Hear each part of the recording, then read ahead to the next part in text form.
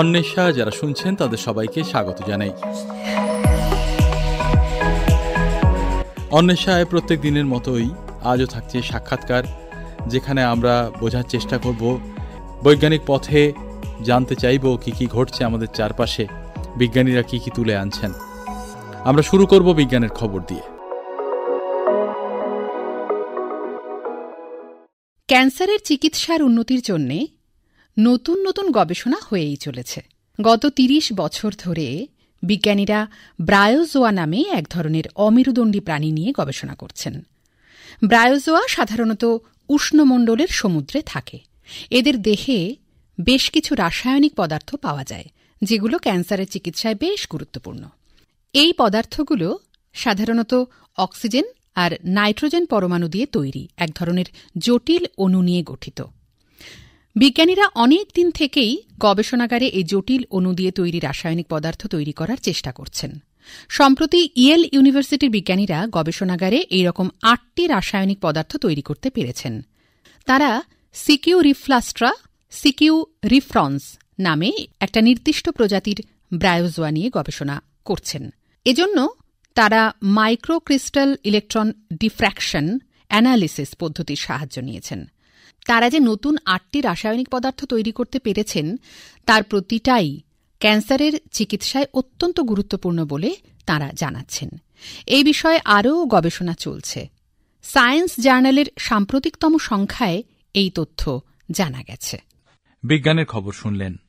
আমরা রয়েছি অন্বেষায়।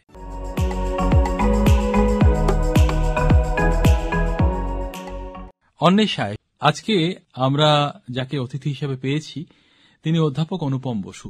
অধ্যাপক বসুকে প্রযুক্তির ক্ষেত্রে চেনেন বহু মানুষ। প্রযুক্তির ক্ষেত্রের মধ্যেও যে বিশেষ জায়গাটা নিয়ে তার চর্চা, সেটা হচ্ছে কম্পিউটার, আর্টিফিশিয়াল ইন্টেলিজেন্স এবং এই যে প্রয়োগ, তথ্য প্রযুক্তির যে প্রয়োগ, যেটা হচ্ছে গিয়ে দিব্যাঙ্গ বলা হয় কখনো, ফিজিক্যালি চ্যালেঞ্জ অথবা বিশেষভাবে ক্ষমতা সম্পন্ন তাদের জন্য। তো তাদের জন্য কাজ করতে গিয়ে তিনি যাকে বলে প্রযুক্তিকে অনেকভাবে দুমড়ে মুচড়ে তৈরি করেছেন। আজকে আমরা তার কাছ থেকে সেই কাহিনী জানব। আর কাহিনী জানতে জানতে যেটা হবে সেটা হচ্ছে আধুনিকতম প্রযুক্তির প্রয়োগ সেটাকে কত বেশি সুবিধাজনক করে তুলতে পারে সেটাও বোঝার চেষ্টা করব। তাহলে আসুন শুরু করি। যারা ভিজুয়ালি চ্যালেঞ্জ, দেখার ক্ষেত্রে যাদের সমস্যা, তাদের জন্য যে কাজটা আপনি শুরু করলেন, সেটার ইতিহাসটা এবং এর আগে পরিস্থিতিটা কি ছিল, আপনি এই কাজে হাত দেওয়ার আগে আমাদের জন্য যদি একটু বলেন। হ্যাঁ, আমি প্রথমে দৃষ্টি প্রতিবন্ধী যারা, তাদের নিয়ে কাজ শুরু করেছি। এর শুরুর একটা খুব আকর্ষণীয় গল্প আছে। আইআইটি খড়গপুরে আমার ঘরে বসে কাজ করছি। সেই সময় আমার এক বন্ধু অধ্যাপক সৌমিত্র বন্দ্যোপাধ্যায় এক ভদ্রলোককে নিয়ে এলেন। তার নাম দীপঙ্কর রায়। তিনি দৃষ্টিহীন, প্রেসিডেন্সি কলেজ থেকে ইংরেজিতে স্নাতক এবং পরবর্তীকালে স্নাতকোত্তর। তিনি এসে সরাসরি আমাকে একটা চ্যালেঞ্জই ছুড়ে দেন যে আপনারা এত কিছু করছেন, বিজ্ঞানের প্রযুক্তির এত কিছু করেন, আপনারা আমাদের জন্য কিছু করেন না কেন? এটা একটা আমাকে প্রাথমিক ধাক্কা তো দেয়ই। তারপরে ওনার সঙ্গে কথা বলতে বলতে জানতে পারি যে উনি যে পড়াশোনা করেছেন তার মধ্যে কতখানি প্রতিবন্ধকতা তাকে পার হতে হয়েছে। রিডারের সাহায্যে প্রতি ঘন্টায় ৩০০ টাকা মতো দিয়ে তাকে শুনে শুনে শুনে শুনে ইংরেজি সিলেবাস কভার করতে হয়েছে। পরীক্ষার সময় রাইটারের সাহায্য নিতে হয়, ইত্যাদি প্রভৃতি। এবার এর সঙ্গে উনি আরেকটা জায়গা বলেন যে ব্রেল বই মূলত তাদের পড়ার মাধ্যম, উপকরণ, কিন্তু সেই ব্রেল বই ছাপতে মানুষ যখন স্টেনসিলের মাধ্যমে, ব্রেল বইটা কি, ব্রেলটা হচ্ছে একটা 3x2 6টা ডটের সমাহারে একটা ক্যারেক্টার রিপ্রেজেন্টেড হয়। যেমন একেবারে একটা ডট একদম ওপরে, সেটা হয়তো এ, দুটো ডট 1 আর 3 হয়তো বি, এরকম বিভিন্ন কম্বিনেশন রয়েছে। এই কম্বিনেশনগুলো তৈরি করেন লুই ব্রেল।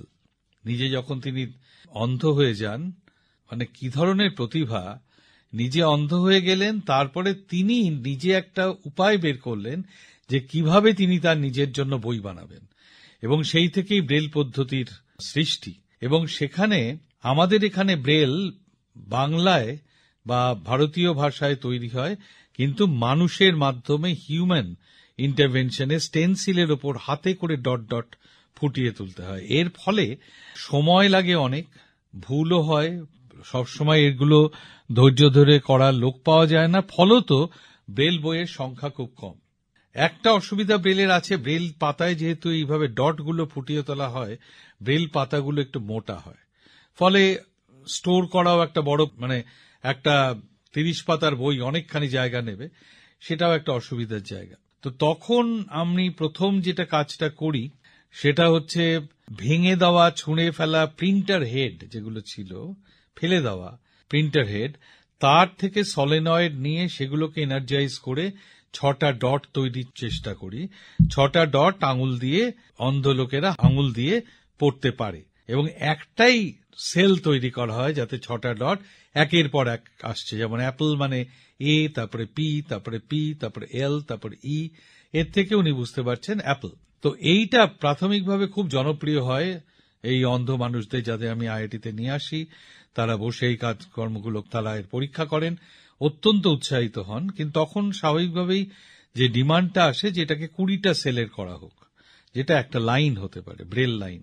কিন্তু সেটা করতে গেলে পাওয়ার রিকোয়ারমেন্টটা অনেক বেশি ছিল, এবং দুর্ভাগ্যের কথা ভারতবর্ষে তখন যে জিনিসটা আমার দরকার ছিল, পিজো ইলেকট্রিক ডিভাইস, যেটা দিয়ে অনেক কম পাওয়ার রিকোয়ারমেন্টে এই জিনিসটা বানানো যায়, কিন্তু সেটা ভারতবর্ষে আমি পাইনি।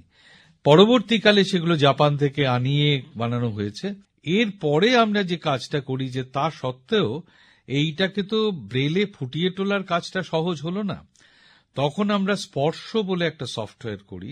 তার আগের ভার্সনটা ভারতী ব্রেল বলে আমরা ওয়েবেলকে দিয়েছিলাম, কিন্তু তারপরে আমরা সেটাকে আরো উন্নত করে স্পর্শ বলে একটা সফটওয়্যার করি, যাতে যে কোনো ভারতীয় ভাষার থেকে টেক্সটকে ব্রেলে নিজে নিজেই কনভার্ট করা যাবে, এবং সেটা যে কোনো ব্রেল এমবসারে ছেপে ফেলা যাবে। এই কাজটা কিন্তু অত্যন্ত সফল, এবং এই দিয়ে এখন তথ্য প্রযুক্তি ডিপার্টমেন্ট পশ্চিমবঙ্গ সরকারের, তাদের সঙ্গে আমরা একটা এগ্রিমেন্টে যাই, তার মাধ্যমে এখন মধ্যশিক্ষা পর্ষদের সব বই কিন্তু ব্রেলে তৈরি করা হচ্ছে, এবং অন্ধ ছাত্রছাত্রীরা সহজেই সেটা পেতে পারে। আমাদের এই যে কাজ, অর্থাৎ ব্রেইলটাকে আরো মানুষের কাছে সহজলভ্য করে তোলা, তথ্য প্রযুক্তিকে ব্যবহার করে, সেইটা করতে গিয়ে আপনাকে বেশ কিছু সফটওয়্যার নিজেকে তৈরি করতে হয়েছে, বা সহযোগীদের সঙ্গে নিয়ে তৈরি করেছেন, এবং সেই সফটওয়্যার বাজারে নিয়ে যাওয়ার ক্ষেত্রেও আপনাকে একটা ভূমিকা পালন করতে হয়েছে, যাতে অন্তত যারা কাজ করছেন তারা ব্যাপারটা পেতে পারেন। এই যে সফটওয়্যারের উন্নতি, হার্ডওয়্যারের উন্নতি সম্পর্কে আমরা বুঝলাম, আপনি কেমন ফেলে দেওয়া জিনিস থেকে কেমন ব্যবহার করেছেন।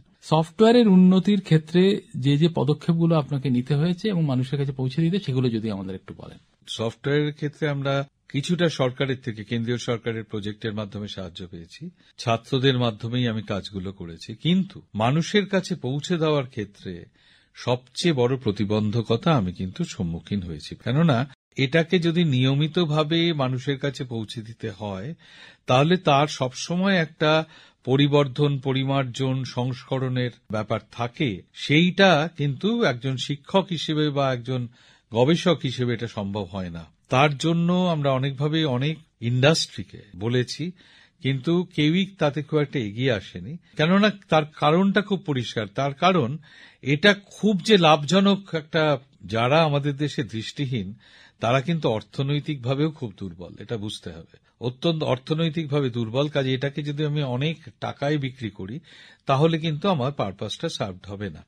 কিন্তু সেখানে সরকারের ভূমিকা একটা বড় ভূমিকা, যেটা পশ্চিমবঙ্গ সরকারের তথ্য প্রযুক্তি ডিপার্টমেন্ট করছে।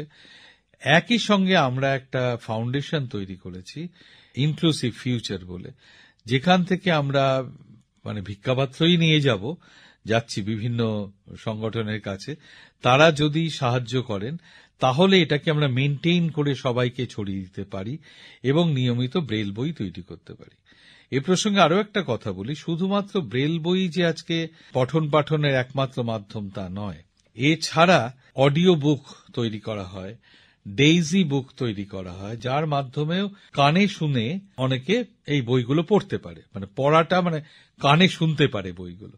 এখানে একটা দ্বন্দ্বের জায়গা আছে, এটা যে এই ব্রেলের মাধ্যমে যেটা স্পর্শের মাধ্যমে পড়া হচ্ছে, স্পর্শ করে বাই টাচ, আর কানে শুনে পড়া কি একই? অনেকেই বলেছেন যে যদিও কানে শুনে পড়াটা অনেক ক্ষেত্রেই চালু হয়েছে, কিন্তু স্পর্শ করে ব্রেলের মাধ্যমে পড়াটা অনেক বেশি কার্যকরী অনেকেই বলেন, কেন বানান, লেখার ধরন ইত্যাদি প্রভৃতি সম্বন্ধেও কিন্তু তারা ট্রেন্ড হন। কাজে সেই দিকে অনেকেই আবার ব্রেল পদ্ধতিটাকেই অনেক বেশি পছন্দ করেন। এছাড়াও এই অডিও বুক ছাড়াও আরেকটা কথা বলি, আজকে আর্টিফিশিয়াল ইন্টেলিজেন্সের মতো প্রযুক্তির সাহায্যে আমরা কিন্তু লিপি থেকে কথ্যরূপে নিয়ে যেতে পারি, কথ্যরূপ থেকে লিপিতে নিয়ে যেতে পারি, যেটাকে বলা হয় টেক্সট টু স্পিচ এবং স্পিচ টু টেক্সট। এই টেক্সট টু স্পিচ যদি করা হয় তাহলে আমরা যা লেখা আছে সেটাকে যদি স্ক্যান করে নিই তাহলে সেটা কিন্তু কম্পিউটার সেটাকে পড়ে দিতে পারে। এক্ষেত্রে সবচেয়ে নামকরা সফটওয়্যার হচ্ছে জজ, ইংরেজি কম্পিউটারে লেখাকে পড়ে দিতে পারে, কিন্তু সেটার উচ্চারণ অনেকখানি বিদেশি উচ্চারণ, যেটা আমাদের দেশের ছেলে মেয়েদের পক্ষে অসুবিধা হয়। সেই জন্য ইন্ডিয়ান ইংরেজিতেও এই ধরনের টেক্সট টু স্পিচ তৈরি করা হচ্ছে এবং ভারতীয় ভাষায় টেক্সট টু স্পিচ ব্যবহার করে এই ধরনের সফটওয়্যার তৈরির কিন্তু কাজ চলছে। এটার মাধ্যমে দুটোই, যেমন ব্রেলও তৈরি থাকলো, তেমনি এর মাধ্যমে এই আর্টিফিশিয়াল ইন্টেলিজেন্সের এই টেক্সট টু স্পিচ টেকনোলজির মাধ্যমে কিন্তু মানুষ বইগুলো পড়তে পারবে। একটা কথা জানতে ইচ্ছে করে যে আজকে পৃথিবীর অন্যান্য জায়গায় পরিস্থিতিটা কেমন, প্রযুক্তিগত পরিস্থিতির কথাই বলছি। আপনি নিজে আইআইটিতে দীর্ঘদিন পড়িয়েছেন, ন্যাশনাল ইনস্টিটিউট অফ টেকনোলজির আপনি অধিকর্তা থেকেছেন, সেখানকার ছেলে মেয়েদের যখন প্রশিক্ষণ দিয়েছেন তারা শুধু এখানেই থাকেনি, তারা বাইরে গিয়েও কাজ করেছে। আপনি ওপর খবর পাওয়াই শুধু না, শুধু গবেষণাপত্র পড়া নয়, যাকে বলে ভেতরের খবরটাও পাচ্ছেন নিয়মিত। কি পরিস্থিতিতে রয়েছে প্রযুক্তিটা, এই যারা দিব্যাং, যারা ভিজুয়ালি চ্যালেঞ্জ, তাদের জন্য পরিস্থিতিটা কেমন? বিদেশে কিন্তু এই সম্মানটা তাদের দেওয়া হয়েছে। প্রত্যেকটা বিশ্ববিদ্যালয়ে এই ধরনের অ্যাক্সেসিবিলিটি সেন্টার রয়েছে, যেটা আমাদের দেশে এখনো অতটা নেই। আমি সম্প্রতি বর্তমানে যাদবপুর বিশ্ববিদ্যালয়ে যাই, তাদের সঙ্গে, তাদের যে সহ উপাচার্যর সঙ্গে সেদিনই আমার মিটিং হয়েছে। ওখানে অনেক ছেলে আছে, প্রায় 140 জন দৃষ্টিহীন ছেলে আছে। ওখানে কিন্তু আমরা একটা সেন্টার করার কথা ভাবছি। তেমনি বিদেশে কিন্তু এটা আছে, এবং এই যে সফটওয়্যারগুলো, যে সফটওয়্যার জজের কথা বললাম, সেটা কিন্তু তাদের কাছে, সেই বিদেশের ছাত্রছাত্রীদের কাছে অনেক সহজলভ্য, অ্যাফোর্ডেবল, যেটা আমাদের এখানে অ্যাফোর্ডেবল নয়। কাজেই ওদের কিন্তু দৃষ্টিহীনরা অনেক বেশি সেই দিকে সুযোগ সুবিধা পাচ্ছেন। খালি দৃষ্টিহীন কেন বলবো, অ্যাসিস্টিভ টেকনোলজি ব্যাপারটা, যে এই সহায়ক প্রযুক্তি যেটা, এটা কিন্তু সর্বক্ষেত্রেই ও দেশে অনেক বেশি সহজলভ্য। আমি আরো একটা কথা বলতে চাই, ভারতবর্ষের মধ্যে আমি বিদেশেও গেছি, বিদেশেও আমি এই ধরনের সেন্টারগুলো দেখেছি, সেখানেও অনেক কিছু সুবিধা তারা পায় যেটা আমাদের এখানে এখনো হয়নি। যেমন একজন পরীক্ষার্থী যখন পরীক্ষা দেবে তখন কিন্তু তার রাইটারের প্রয়োজন হওয়া উচিত না, প্রযুক্তির মাধ্যমেই সেটা করতে পারে, সেটা আমাদের এখানেও সম্ভব, কিন্তু সেই ব্যবস্থাটা সামগ্রিকভাবে করা নেই। আমি এখানে আরেকটা তুলনামূলকভাবে বলবো, পশ্চিমবাংলায় আমরা কিন্তু আরো পিছিয়ে আছি এই অ্যাওয়ারনেস, সচেতনতার জায়গাটায়। তুলনামূলকভাবে দিল্লিতে এবং বম্বেতে কিন্তু এই সুবিধাগুলো অপেক্ষাকৃত বেশি পাওয়া যাচ্ছে, এবং সেখানে আমি এরকম মানুষদের জানি যারা দৃষ্টিহীন অবস্থায় তারা ব্যাংকের একদম সর্বোচ্চ পদে গেছেন এবং অনেক কিছু করেছেন, পিএইচডি অবধি করেছেন। তারা অনেকেই খুব দায়িত্বশীল কাজকর্ম করছেন। তারা কিন্তু বাড়িতেও তারা খুব, যাকে বলে, স্বাধীন, সক্রিয়ভাবে জীবনযাপন করেন। তার একটা মূল কারণ হয়তো অর্থনৈতিক। আমাদের এখানে আমি যে ধরনের লোকেদের সঙ্গে কাজ করি তাদের অর্থনৈতিক সংকুলানটা একটু কম। কাজেই সেই জায়গায় যদি একটু সাহায্য করা যায় বা আমরা যদি পরিকল্পনা নিতে পারি, আমরাও কিন্তু পারবো। এই যে অর্থনৈতিক জায়গাটা আপনি বললেন, যে কোনো ভিজুয়ালি চ্যালেঞ্জ পার্সনের কাছে গেলে তিনি একটা প্রশ্নই করবেন যে কত কম টাকায় আমরা এটা পেতে পারি, আমরা তো পাচ্ছি না। এখন আপনি সরকারের দায়িত্ব সম্পর্কে বলেছেন, বিশ্ববিদ্যালয়গুলোর দায়িত্ব সম্পর্কে বলেছেন। এমন কোন ফাউন্ডেশন কি দেশে গড়ে উঠছে যেটা অলাভজনক, যেটার মাধ্যমে মানুষের কাছে এই ধরনের সুযোগ সুবিধাগুলো, কম্পিউটারগুলো কম পয়সায় পৌঁছে দেওয়া যায় বা এই প্রযুক্তিটা পৌঁছে দেওয়া যায়? হ্যাঁ, আমি তো বললাম আমি একটা ফাউন্ডেশন করেছি ইনক্লুসিভ ফিউচার বলে। সেরকম আরো কিছু ফাউন্ডেশন আছে। এম্পাওয়ার বলে একটা ফাউন্ডেশন ব্যাঙ্গালোরের দিকে আছে। National institute of visually handicap, তারা তো ভিজুয়ালি হ্যান্ডিক্যাপ নিয়েই কাজ করেন। কিন্তু কিছু কিছু এরকম সংগঠন আছে। আমরা যেমন ইনক্লুসিভ ফিউচার থেকে আমরা এই স্পর্শকে ছড়িয়ে দিতে চাই পশ্চিমবঙ্গ এবং বাংলাদেশ এবং সর্বত্র। সেটা করতে গেলে আমাদেরও তো কিছু অর্থনৈতিক সিএসআর এর মাধ্যমে আমরা যদি সাহায্য পাই, প্রযুক্তি আমাদের কাছে আছে এবং সিএসআর এর কাছে আমার অ্যাপিল হচ্ছে যে আপনারা একটু এগিয়ে আসুন, এটাকে আমাদের সাধারণ দৃষ্টিহীন মানুষদের মধ্যে ছড়িয়ে দিতে সাহায্য করুন। এই ধরনের সংগঠন সব জায়গায় অল্প বিস্তর আছে। পশ্চিমবাংলায় আমরা শুরু করেছি, আমরাই বোধহয় প্রথম এই ব্যাপারে। সিএসআর বলতে কর্পোরেট সোশ্যাল রেসপন্সিবিলিটি। একটা বড় প্রশ্ন সেটা হচ্ছে যে ভারতবর্ষে অন্যান্য অনেক দেশের মতোই শারীরিক প্রতিবন্ধকতা রয়েছে। যে প্রতিবন্ধকতা সঙ্গে নিয়ে অনেককে চলতে হচ্ছে, সেটা অনেক ক্ষেত্রেই বেশ পীড়াদায়ক। এবং যেটা ঘটনা সেটা হচ্ছে যে যাদের এই বলি বিশেষভাবে সক্ষম, তাদের আরো একটু সক্ষম করতে প্রযুক্তি সাহায্য দরকার। তার আগে নিশ্চিতভাবে বোঝা দরকার যে এই প্রতিবন্ধকতার চিত্রটা ঠিক কিরকম। আপনি যদি এই দুটো জায়গায় বলেন যে বিভিন্ন ধরনের শারীরিক প্রতিবন্ধকতার ছবিটা কেমন, আর তাদের সাহায্য করতে প্রযুক্তিটা কতটা কাজে আসছে বা কাজে লাগানোর মতো উপযোগী করা হচ্ছে। আমাদের এখানে সেন্সাস তো 2011 পরে আমরা ডেটা পাইনি। 2011 যে সেন্সাস হয় তাতে আমরা দেখতে পাই প্রায় 2.5 কোটি মানুষ প্রতিবন্ধী, তার মধ্যে 1.5 কোটি পুরুষ এবং 1.2 মতো হচ্ছে মহিলা। এর মধ্যে মিলিয়নে আমি যদি বলি, সবচেয়ে বেশি হচ্ছে মুভমেন্ট অর্থোপেডিক্যালি হ্যান্ডিক্যাপ যারা, তাদের সংখ্যা প্রায় 5.4 মিলিয়ন। 54 লক্ষ। তারপরেই আসছে হিয়ারিং ইম্পেয়ারমেন্ট, তারা 51 লক্ষ। আর দৃষ্টিহীন বলতে কিন্তু দুটো ভাগ আসে, একটা হচ্ছে লো ভিশন, যারা খুব কম দেখে চোখে, আর হচ্ছে সম্পূর্ণভাবে দৃষ্টিহীন, তারা প্রায় 5 মিলিয়ন। 5 মিলিয়ন 50 লাখ। এছাড়া মানসিক প্রতিবন্ধকতা স্পিচে প্রায় 2 মিলিয়ন এবং হিয়ারিং আমি বললামই 5.1 মিলিয়ন। সম্প্রতি মেন্টাল ইলনেসকে, অটিজমকে কিন্তু প্রতিবন্ধকতা হিসেবে স্বীকৃতি দেওয়া হয়েছে। হ্যাঁ, এই সব ধরনের প্রতিবন্ধকতার জন্যই কিন্তু বিভিন্ন ধরনের কাজ হচ্ছে। প্রথমেই বলি, অর্থোপেডিক্যালি হ্যান্ডিক্যাপদের জন্য সবচেয়ে উল্লেখযোগ্য কাজ হয়েছে, আপনারা শুনেছেন, জয়পুর ফিট। এবং এখন অনেকেই যে আর্টিফিশিয়াল লিম্ব নিয়ে চলাফেরা করেন, অনেকেই করেন এবং তারা খুব সক্ষম জীবনযাপন করেন। এটা একটা বড় কাজ আমি মনে করি প্রতিবন্ধকতার ক্ষেত্রে হয়েছে। শ্রোতা বন্ধুরা, অধ্যাপক অনুপম বসু দীর্ঘদিনের পড়ানোর অভিজ্ঞতা থেকে, শিল্পের সঙ্গে কাজ করার অভিজ্ঞতা থেকে এবং নিজের প্রায়োগিক দিকটাকে মাথায় রেখে আজকে আমাদের সামনে অনেকগুলো কথা বললেন, যেটা বলা যেতে পারে তার প্রজ্ঞা থেকে উঠে আসা, শুধুমাত্র তথ্য না। আমরা উপকৃত হলাম অবশ্যই। তার কারণ হচ্ছে আমরা বুঝতে পারলাম যে প্রতিবন্ধকতা সয়ে যারা জীবন কাটাচ্ছেন তাদেরও একটা ভালো জীবন পাওয়ার সুযোগ আছে, যদি প্রযুক্তিটাকে ঠিকমতো ব্যবহার করা যায় এবং প্রযুক্তির যারা ছাত্রছাত্রী তাদেরকে ঠিকমতো চালনা করা যায়। এই যে শেষ কথাটা তিনি বললেন যে এদের দিয়েই করানো যায়, এরা যথেষ্ট মেধাবী, এরা যথেষ্ট সক্ষম। হ্যাঁ, তার পরের ধাপটা কি হবে, কিভাবে পণ্যটা তৈরি হয়ে হাতে আসবে কম মূল্যে, সেটা অবশ্য তিনি এখনই বলতে পারছেন না, কেননা তিনি অতটা আশাবাদী এই পরিস্থিতিতে নন। আমরা আশাবাদী যে এইটা পাল্টাবে এবং তিনি যা চাইছেন সেটা অবশ্যই আরো অনেকের হাত দিয়ে তৈরি হবে। অনেক ধন্যবাদ জানাই স্টুডিওতে এসে তিনি এত সুন্দরভাবে এই বিষয়টা ব্যাখ্যা করে দিলেন। নমস্কার। এই সঙ্গেই শেষ হল আজকের সাপ্তাহিক বিজ্ঞান পত্রিকা অন্বেষা। কথা হবে আগামী অন্বেষায়।